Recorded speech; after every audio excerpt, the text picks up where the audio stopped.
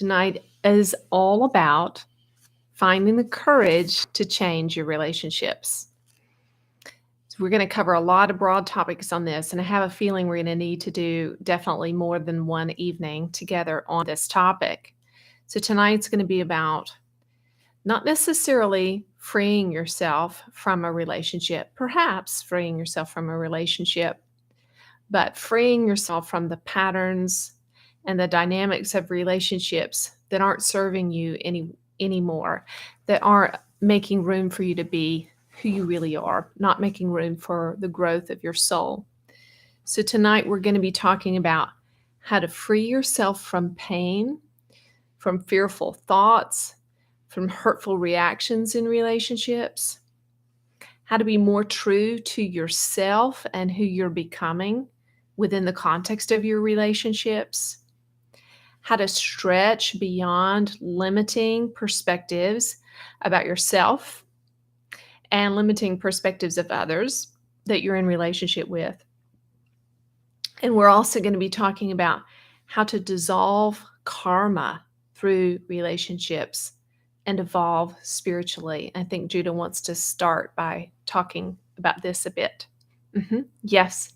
So relationships are primarily the most important context in which your soul dissolves and is rid of unwanted karma.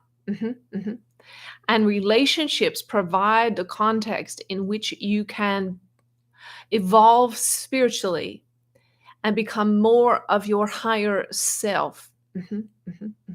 And so for many of you, you have relationship dynamics that are difficult, that are stressful or painful, and your ego will long to be rid of this stress, of this pain, of this difficulty. Your ego will prompt you to flee, to fight, or to withdraw from the relationship altogether. However, relationships, as we said, are the primary territory, landscape in which you grow into your very big cosmic shoes and become who you really are. The relationships that you find challenging are the very lever, we would say, which can propel you into your next phase of spiritual growth. And so where there are boulders in the pathway to your enlightenment, boulders which seem too large to scale or to dig under or go around, relationships can become a lever to remove, permanently cast away these boulders so that you can be on about the path of becoming all that you are. Good. Thank you, Judah. So I want to start with some broad spiritual ideas around change. There's three things that I want you to know about change that will help us to begin changing our relationships. The first one is we can tend to have subconscious beliefs. Most of us, I would say, probably have these beliefs that change is difficult, that change is painful, that change is hard, that it takes too much time, that change is not worth it. And so if we have these deeply held subconscious beliefs, then we may really have inner resistance to change. On a more conscious level, we may want things to change, but maybe deep under the surface, we really don't. So this can cause us to send these kind of mixed signals. I want you to change. And then when the person changes, we say, wait, change back. I want you to be who you were before. And we can do this about ourselves as well. We can prompt ourselves to change. And then when we make the change and it feels so uncomfortable or we don't recognize who we are anymore, we may then want to revert back to who we are. So we want to address this subconscious belief that change is hard. Let's just do that right now. Okay, we're going to do the work right here. I'm going to actually hold up my hands like this every time we begin some work together so that when you go back to this video and reference it, you can see my hands held up for the part where we're doing work together. So here we go. Could you let go of wanting and needing things to be the same? Could you? Could you let go of that? Could you allow yourself to be something new, something different? Could you welcome change? Could you allow change? Could you allow the other to be different than who they are? Could you allow the relationship to be different than what it is? Could you welcome change? Could you allow yourself to be something new, something unique, something you have not been before? Can you welcome the discomfort of the change? Can you allow change to be easy? Can you allow it to be effortless? Can you allow it to be natural? Can you allow change to be as simple and effortless as a leaf on a tree changing colors in October? Good. Can you embrace change? Would you? Would you embrace change? Would you embrace it now? So earlier this week, when I was meditating for tonight, I was seeing the leaves in the fall changing colors, right? It's just such a natural occurrence for them to change. Nobody thinks it's odd or weird or different when the leaves turn from green to yellow to orange to red to brown and then fall to the ground. It's just an effortless and very beautiful process. Now, what we would think was weird is if we looked up at the tree in the fall and there was just one leaf still hanging on that was bright green, right? But yet some of this, we do this to ourselves and to each other. We just want to be that last green leaf clinging with all of our might to not changing, when in truth, change is such a natural part of life. Now, so subconscious beliefs around change. That's a big one that we want to go after. So let's ask Judah to clear that. Any subconsciously held beliefs about resisting change. Let's do that now. Judah, I ask you now, I will tag and treat all of your subconscious beliefs that cause you to be resistant to change. We're going back to the original root, wound, hurt in which you attempted to make a change to be something different than what you had originally presented yourself to be, and you were punished for it or experienced some kind of very negative reception or consequences around it. And so because of that, you told yourself, I don't want to change. We're going to tag and treat that right now. We're going to change it, clear it in all realms of time and space. We're going to open you up now to change. Yes, so be it. Good. So the second challenge we can have around change is we may have inner vows to change. So inner vows are like promises that we make deep in our psyche, in our unconscious mind. We make these in moments of hurt. And when we make these vows, they become like train tracks that our life runs on. We may not even be aware of them. More often than not, these inner vows are long forgotten and buried in the subconscious. And so we don't remember their origin, but yet our life is bound to them, like a train is bound to the two rails of a train track. So until we allow spirit and our higher self, source, and angels to help us switch those tracks, then our life will continue on in that way, even if we really don't want that consciously. So here's some examples of inner vows that we might have around change. Here's one. He will never change. Or she will never change. Or I'm always going to be this way. So the way you can find an inner vow really quickly with your conscious mind is you'll recognize it by the words always and never, always and never. So think about it for a moment. What are your always and never statements? He's never going to change, or she'll never change, or it's never going to change. That could be a feeling you have about something in the culture or your country or the political system. It's never going to change. And so when we have these sort of vows, I'm always going to be this way, then we're locked onto those train tracks.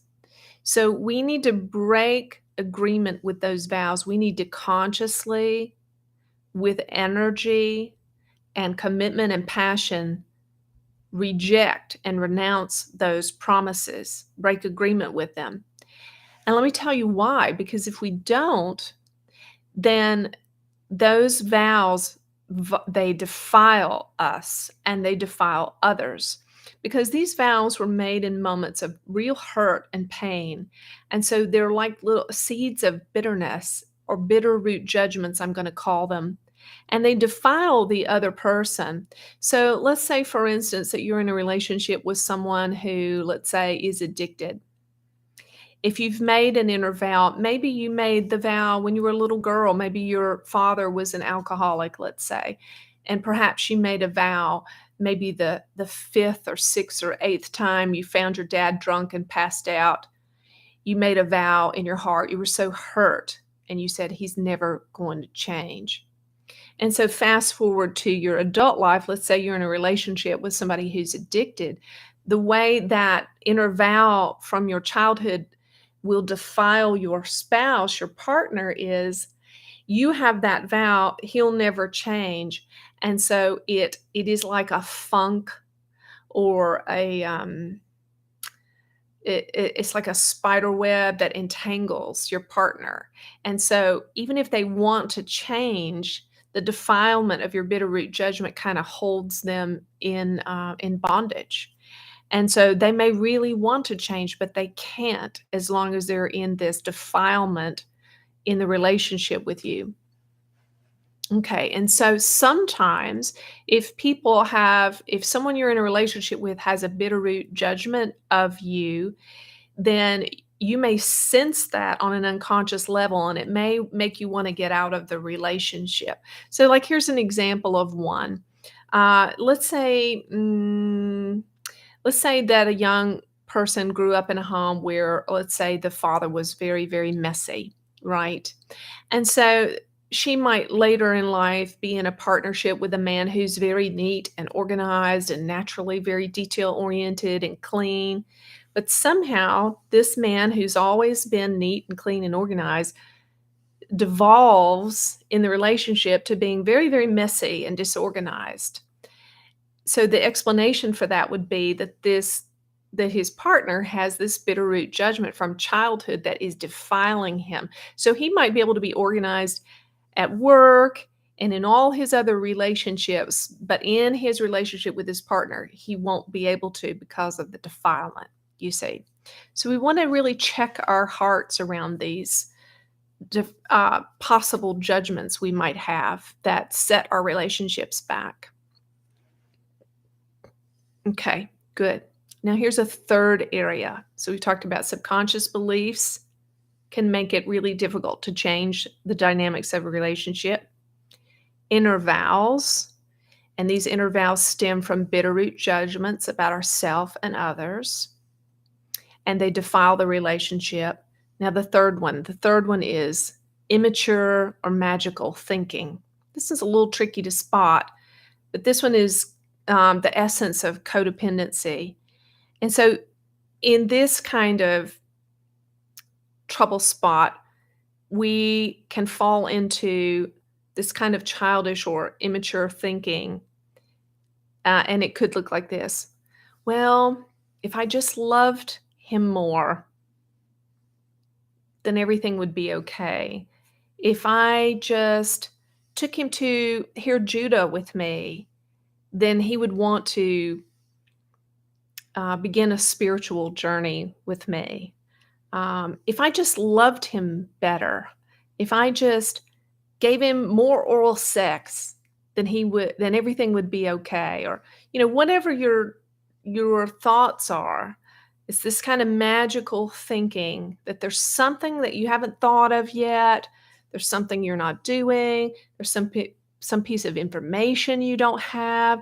There's some way you could alter your behavior, something that you could do that would change the dynamics of the relationship. But see, this is a deception, because the truth is people change when they want to change. People are what they are, and people do what they do. So there's a mantra for you. Here's the mantra. People do what they do. People do what they do. People change when they want to change. It has nothing to do with you. It has nothing to do with what you do or don't do, right? I learned this prayer in 12-step years ago, and I love it. It's an alternative prayer for the Serenity Prayer, and it says this, really applies here. God, grant me the serenity to accept the one I cannot change, the courage to change the one that I can, and the wisdom to know that that one is me. Judah wants to talk about this a little bit. And yes, you see, dear, the wisdom is to know and understand that the work is always done within, and the one that can change is you. And you are the one who can change that one. And when you change who you are, everything changes around you. And in changing yourself, you change the dynamics of all of your relationships. You see, you become a different shape, like a puzzle piece that has been reshaped into a completely new piece. And then you see, you must fit in a new and different way to everyone around you. And as you allow yourself to be reshaped ever so lovingly by source and by your higher self, then you may fit in a very new and different way in your relationships, or you may cease to fit in altogether with some of your relationships. And so the truth is, all change in relationships begins with the self, never with the other. And as long as you are looking to the other to make the change, then you will simply, if you walk away from the relationship, recreate a similar scenario. And this is the way of it, because it is unconsciousness to demand a change in the other. And it is consciousness to look within for the change that is wanted. For you see, the other is only reflecting back to you a part of yourself, a part of yourself.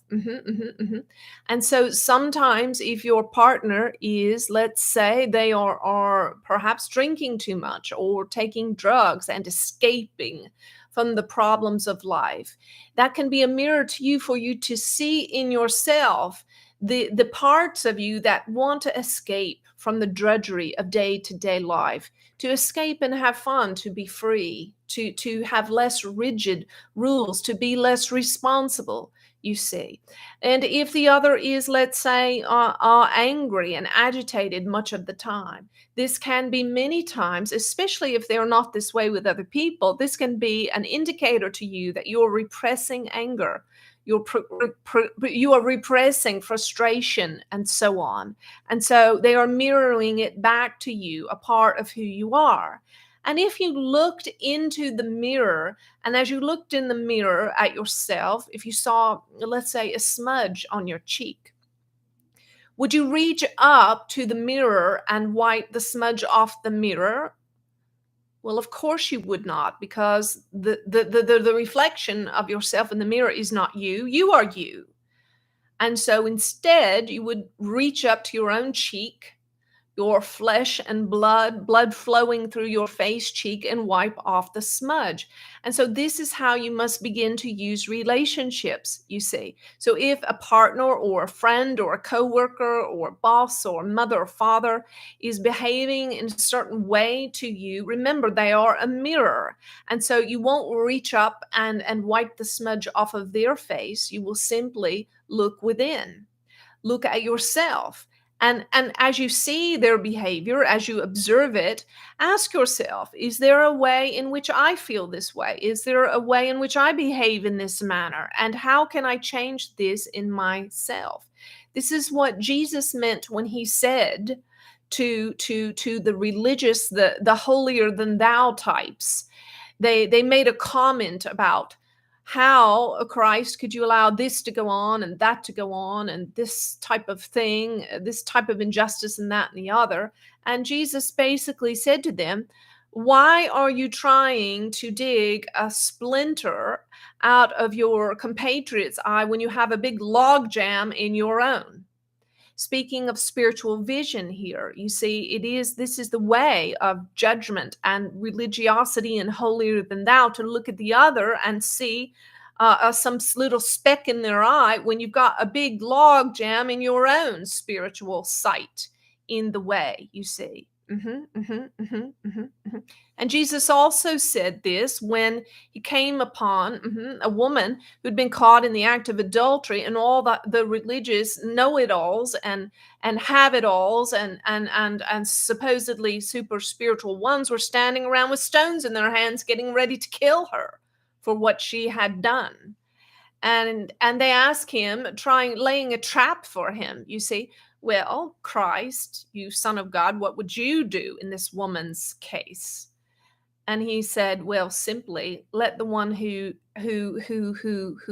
has no error, has no sin, has no lack of judgment, who's never screwed up, let them cast the first stone. And you see, this silenced them all. So this is the way that you overcome karma. This is the way that you grow spiritually and evolve, is that you use relationships to reflect back to you what is going on in your own heart, you see. And in that way, if you use it as an impetus for your own growth, you shall become a master. Good. So I wrote down here a note about 12th step. Some of you may know I spent a lot of years in 12th step, for which I'm very grateful, because I had a family member who was an alcoholic. And the step 1 says this: I am powerless over others, and my life has become unmanageable. I'm powerless over alcohol. I'm powerless over all the nouns, all the other people, places, and things. And my life has become unmanageable. So I have moved on from 12th step. There are times occasionally when folks are struggling with certain things and at a certain level of consciousness that I recommend it. I want to tell you that this step 1 calibrates at the level of 205 on the Hawkins map. So it can be an important truth for people that need courage to change their relationships. Courage to change relationships. Now, if you're much above this 205 level, this statement may not be of help to you, but I wanted to touch on it for a moment. So when we talk about this, I'm powerless over others. This, in spiritual growth, the intention of this statement is to reveal a deception of the ego. There is a deception of the ego that we can control other people, places, and things, other people's behaviors, and that by controlling their behaviors, that we can ease our own pain or prevent more pain. And so that is the purpose or the truth of this statement for spiritual growth. I'm powerless over others, and my life has become unmanageable. So we really, if you have that delusion that there's something you can do to fix the other in the relationship, then you might need this statement for a mantra for a while. I am powerless over other people, places, and things, and my life has become unmanageable. And life will be really unmanageable for us as long as we're trying to fix others. Now, this statement will hold true for you until you reach a new level, a higher level of consciousness in which your higher self begins to have mastery over your emotions and your thought life. So once you come into those higher levels of consciousness, from that 200 place I just spoke of to around the 450s, 500s, you start having more consistent mastery of your thought and emotional life. You begin to understand yourself as the creator of your own reality. When you cross over into these realms, then that statement no longer holds true for you. You you do have some power over others. You do have some power over how they act, how they behave. And I'm going to tell you what that power is, what that looks like. So in these higher realms of consciousness, you've become a master of your own personal power. You own your power. In the solar plexus area, you own your own power and you give the other back their power. You stop trying to take their power. You let them have their power in the relationship. And in this higher level of consciousness, you naturally exude love and authority, and you exude power. And this is your natural, consistent state of being. And so, what happens as a result, as a very natural result of this higher level of consciousness, is that people around you are naturally influenced by you. They're influenced by just your state of being. You don't have to say anything, you don't have to do anything, you don't have to teach anything, but your presence is naturally changing them. They are influenced by the atmosphere, the high level atmosphere of consciousness that you exude. And so this is where you begin to have a real power or influence over others. Now, when you start hitting these higher realms of consciousness, especially when you cross that 500 threshold on the Hawkins map and you're coming into this love enlightenment, people will instinctively change from if they're spending consistent time in your presence. So one of two things will happen. They'll either want to leave because their ego cannot stand to be around you, or they will begin to awaken. They will begin to awaken and they'll begin to shift and change and evolve and move up that scale themselves in consciousness. Do you have anything you want to share at this point, sweetie? I would just say that I like to call that particular field around a higher vibrational person a Buddha field. Good. Do you want to explain the Buddha field a little bit for them? Well, it's just around an enlightened being as a very, very, very high vibration. Mm-hmm. And so when you come into that vibration, it will raise your vibration. Now, for some people, if their ego gets in the way, then they have to leave. Right. And for some people, they'll soak that up and it'll bring up their vibration. And so that's one way of growing spiritually. So 30, 40 years ago, being in an ashram around an enlightened being was one of the fastest ways to grow. Mm-hmm. Now, unfortunately, we've moved on to a different stage now where that's not necessarily the best way to do it. Now we're kind of on our own now, and we're to look inside and make the changes of our own now. Right. And one of the most precious and treasured gift I have in my relationship with Chuck is to be in that Buddha field. So, over the years that we've been together, it's a love-hate relationship in the sense that there were times where my ego hated him. See, just being around him and being in his presence, because his vibration was so much higher than mine, and he was providing that Buddha field for me. His just being with him would constantly provoke my ego. So my ego hated him, but my soul loved him, you see.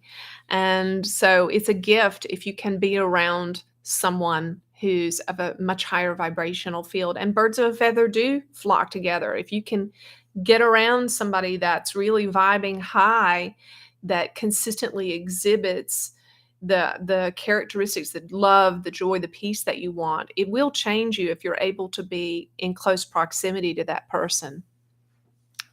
Okay, so let's talk a little about, I've got so much here tonight, guys, so I'm going to keep going.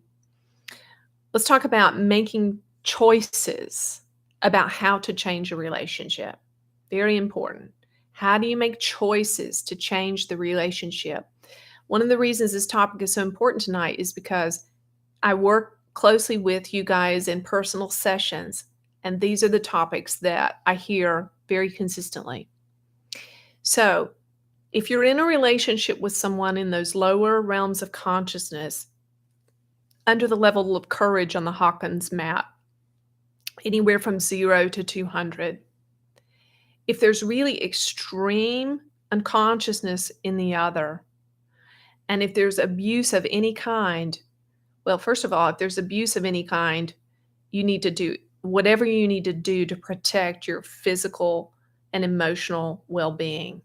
Okay. So that goes without saying, right? So when there's really extreme unconsciousness of any kind, you may have to make a choice to change the relationship, and either getting out or possibly radically changing the dynamics of the relationship. Now, this is just as a general rule.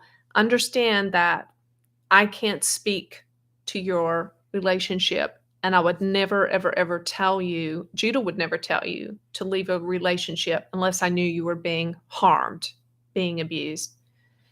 So there's three possibilities here. You can end the relationship. You can continue on in the relationship with the focus of working on yourself and your own inner being, or you can try to find a middle ground in some way. So I would say be cautious of finding an all or nothing approach. Sometimes I'll hear, let's say someone's maybe has a really abusive parent. They're an adult now, and every time they have contact with their parent's just very, very unconscious, and it's very painful for many reasons. So there are many people that I meet who make a conscious decision not to be in relationship with that parent at all. And sometimes that can be the right answer for you. You're the only person who knows that. Your higher self does know the answer there. But there are times when making that decision, it's all or nothing, can cause you more pain. It can cause more pain of separation, more guilt. And there could be a more middle ground, right? That is not that all or nothing extreme, that is a more tolerable change. And so if you make this all or nothing kind of stand, then it's easier for you to want to change back at some point because you've bit off more than you can chew, so to speak. Now, that's talking about those relationships with really lower consciousness people. And when you're vibing really high, it is going to be harder and harder, more and more challenging to be around those people. And it will truly, if you spend time with some folks, it is truly just a sacrifice of love. But you have to weigh between yourself and source whether that sacrifice is making a difference for them or not. Because as we said before, people change when they change. Yes, and Judah, we want to speak about this. You see, it's very important to give people the dignity of their own path. The dignity of their own path, allowing them to have their own experience in their own time. You see, it's unfair, we would say, to expect a child of 1 or 2 to swim from end to end across an Olympic pool, you see.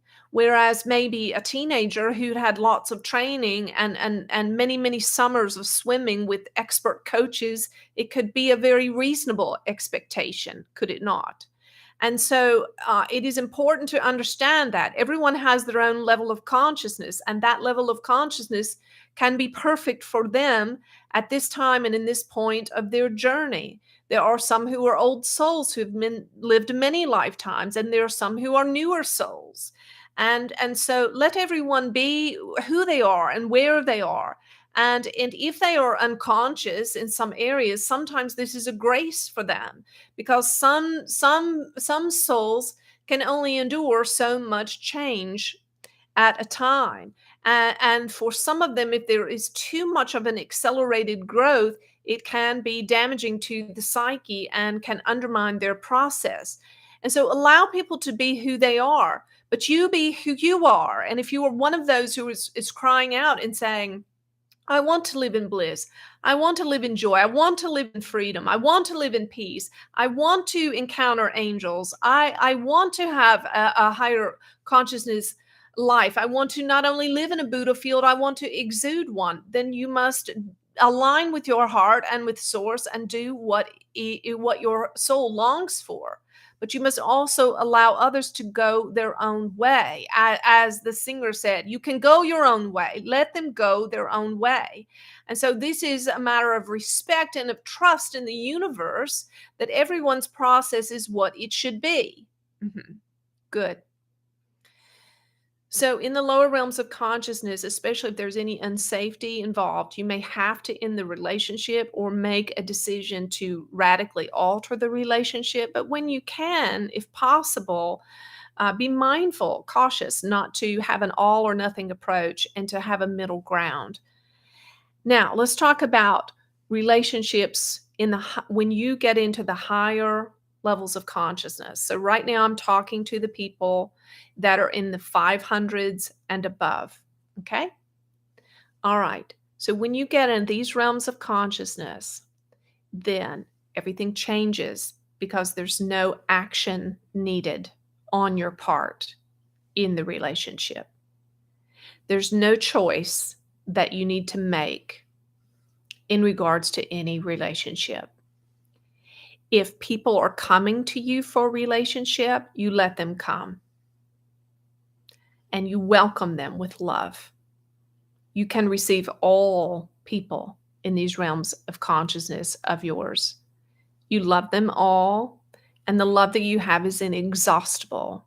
You see, now your physical resources are not inexhaustible, but your spirit resources of high divine love and joy and peace are inexhaustible. So you can welcome all people. So there's no action to be taken anymore in relationships. And there's no changes that need to be made. Because in these levels of consciousness, you're always giving to the other. You're always offering freedom to the other. And you're offering this freedom from a very unattached place. You can allow them to come to you to receive love, to receive wisdom, to receive light for their path. And you can also allow them to go.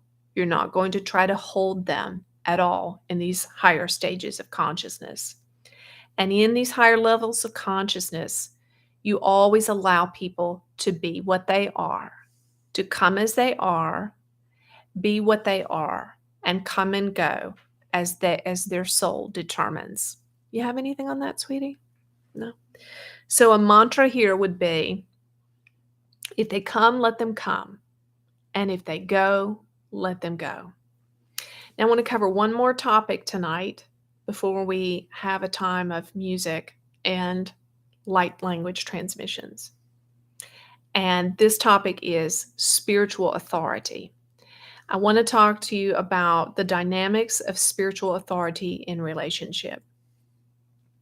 Okay, dear, let's channel about this. You see, there is a natural authority, a natural level of spiritual authority given to each one.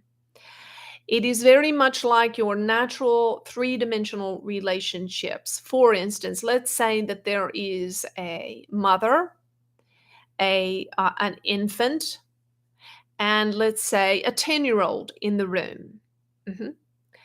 Of course, the infant has no authority over the context. The mother has the authority. You would agree.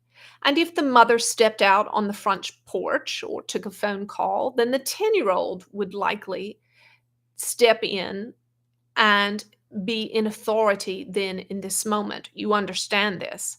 Now we're asking you to begin to apply this type of spiritual authority concept and some of our ideas here to your relationships.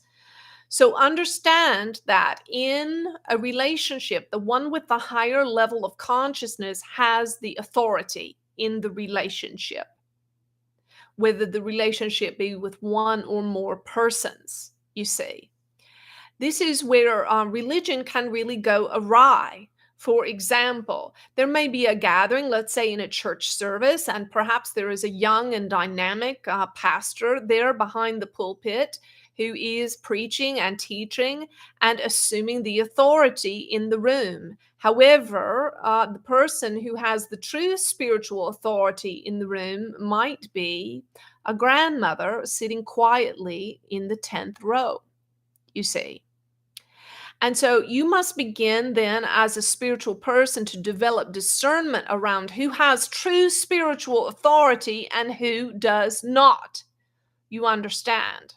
So in the relationship, can you be conscious of if you're in the room with another person who has the spiritual authority in that moment? And are you willing to allow yourself the benefit of that spiritual authority? Good. All right, I love this.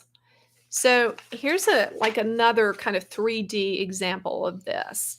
So we want to just use common sense, right? And especially with so much out there being offered on the internet, so much great stuff, but it's also a circus too. There's a lot of nonsense out there too in these spiritual realms. Okay. So we really need to have discernment about spiritual authority using common sense. So here's an example of a more 3D, not spiritually oriented. Chuck obviously is extremely enlightened. He's highly enlightened. As a matter of fact, he's been calibrated by professionals. There's nobody that I know that's more enlightened in the realm of health and healing. Now, I, as a person, am growing in my level of consciousness around health and healing just because of being in Chuck's presence and all that I have learned from him. But I have a long, long, long way to go in this area of health and healing. And so it makes sense for me, if I'm smart, if I have any common sense at all, I'm going to defer to him on all areas of health and healing. That makes sense to you, doesn't it? Okay, now there are other areas where I might have more inclination, maybe through channeling or with technology or music or things like that.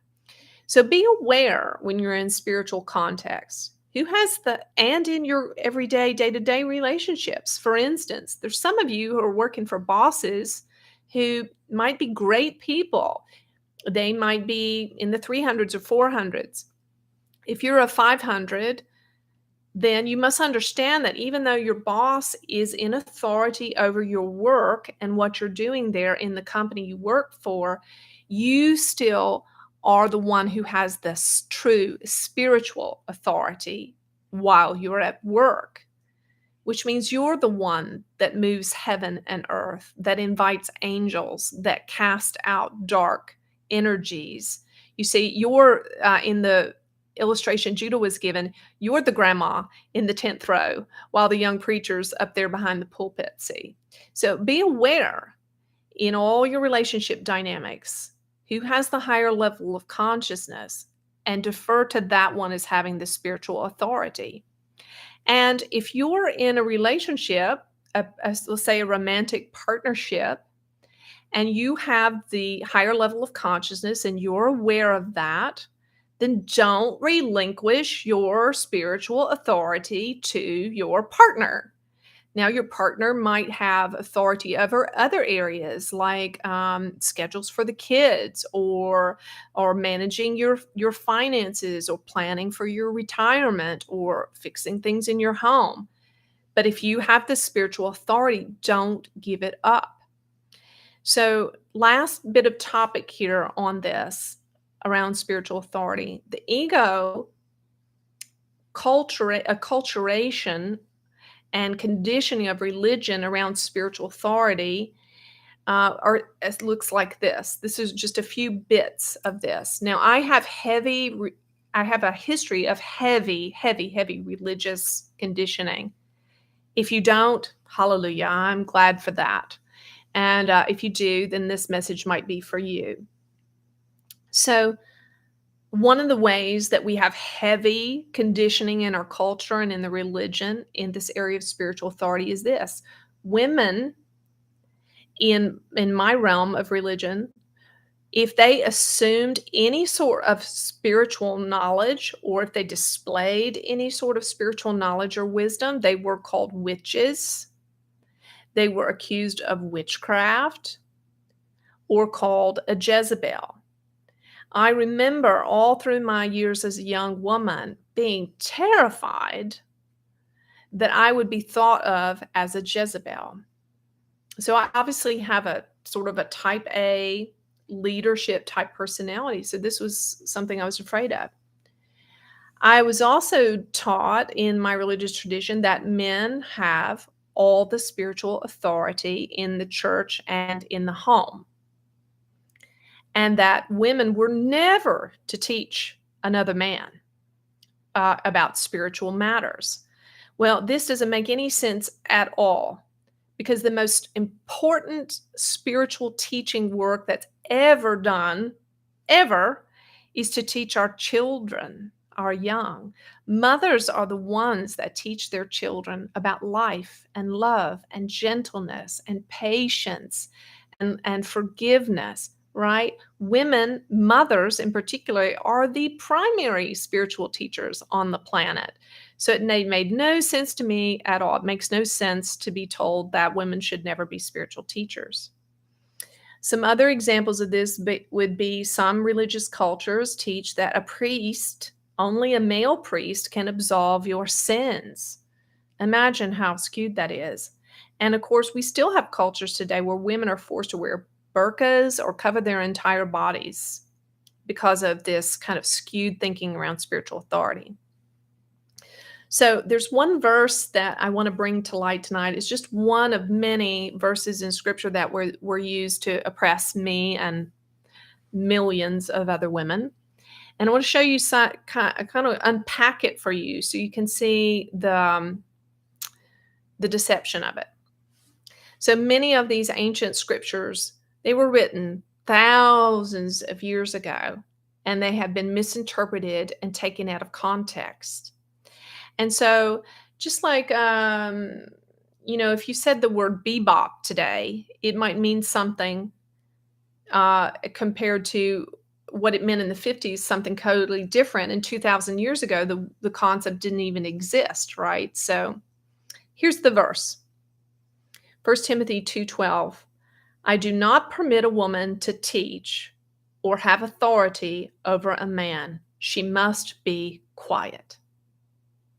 This is a verse I heard bazillions of times as a child and as a young woman. I do not permit a woman to teach or have authority over a man. She must be quiet.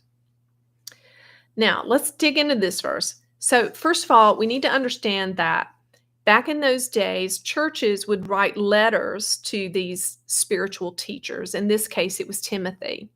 So, the church, a group of people that were living together in community as a spiritual community, wrote a question to Timothy about a specific woman looking for a specific answer. So he wrote this specific answer about the specific woman and her partner. So it's highly unlikely that Timothy meant for us to make this a rule that would apply to women, millions of women, for thousands of years. It's highly unlikely. Okay. So in this verse, the word permit there means in the Greek to allow. And the word to teach or have authority over means to direct or admonish or to domineer. So a more accurate interpretation of this verse would be from Timothy. I got the message about the woman who's always dominating her husband and telling him what to do. I personally would not allow this. She needs to learn when to shut up. Okay, so that's a more accurate interpretation of what the verse meant. So we need to learn to have some common sense around these kind of things.